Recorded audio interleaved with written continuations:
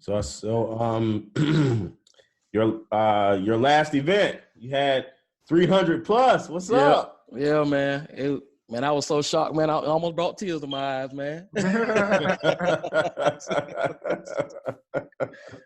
man. It was real good, man. It was real good. What did you feel like was the driving force for the amount of people you had? Facebook ads, man. I'm telling you. Facebook ads. I'm not even kidding, man. I was like blown away. You know what I'm saying? I done Facebook ads with a lot of other stuff, and I was doing it wrong from when I saw the video. Precise targeting and detailed using the proper keywords, long tail keywords, short tail keywords. Because I was a guy that would normally just go in and just click one thing and like, bam, that's what I need. Right. That was me. You know what I'm saying? But when y'all put out the modules and the videos on what you really need to do, man, it just like, it took it through the roof, man. That's no lie. Nice. It took it through the roof, man. Yeah. Nice. Yeah. So good to hear. I was shocked because what I did was I did the event and I did ladies free before until 11. And I was so shocked at how many women showed up before 11 o'clock. It was crazy. It was crazy. I was like, man, it was a line. Like, I was like, what? At first it started out pretty slow. So I was like, okay. But around about 9:45, oh my goodness. I had to have 3 people at the door helping me collect money, put on wristbands, everything. We had to get them in there, man. I was like, God, dog. Awesome. That's awesome, man. Congratulations, man. I love to hear that. Thank you, man.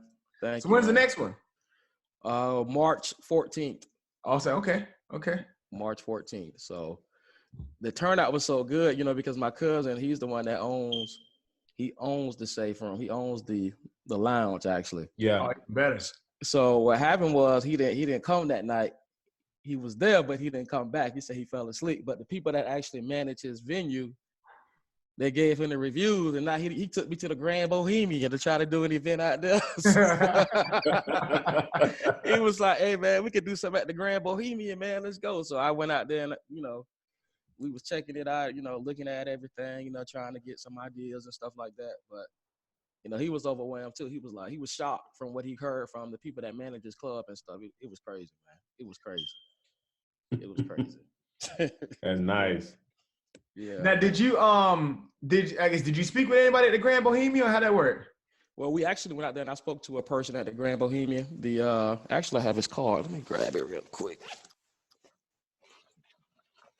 I spoke to a guy at the Grand Bohemian. His name, here it is right here. His name is Michael Odom. He's the on here it says catering sales manager, but I guess he does pretty much everything. Yeah. So I got his information. So he told me to, reach out to him, whenever we're ready to do something. Nice. So, yeah. That's good nice. stuff. Yeah. Yeah. Nice. So you said you had a line, you was out there collecting money and everything. And I was working the door myself because I like to, greet people and, see what's going on. Yeah. And the response, it was crazy, man. I was so tired, man. My feet was killing me, man. I said, well, boy, look, I'm finna grind. I'm finna grind it out right here, man. My feet was killing me, man. So it was me, a security guard, and a police officer. Okay. That we had at the door, man. And the police officer was like, hey, man, we got a line up in here, man. What we got to do now? I get the wristbands, you get the money. I get the wristbands, you get the money. I said, all right, well, let's run it then. So he was like, man, look, this is what he told me. The security guard and the police officer told me, said, look, man, it's too crowded up in here, man. So for every one person that go out, one person come in. He said, man, because it's too packed up in here. I said, hey, that's a good problem to have. That's a great problem. Yeah, I said, all right. I said, that's cool with me. He was like, hey, well, y'all got this thing jam-packed tonight. That's what they were saying. I said, hey, I worked my behind off, man. I'm grinding. You know what I'm saying? Nice. So they were impressed, man. They were very excited, So. Good. Now, are you gonna do an Orlando event too? Or you're just gonna keep it Birmingham?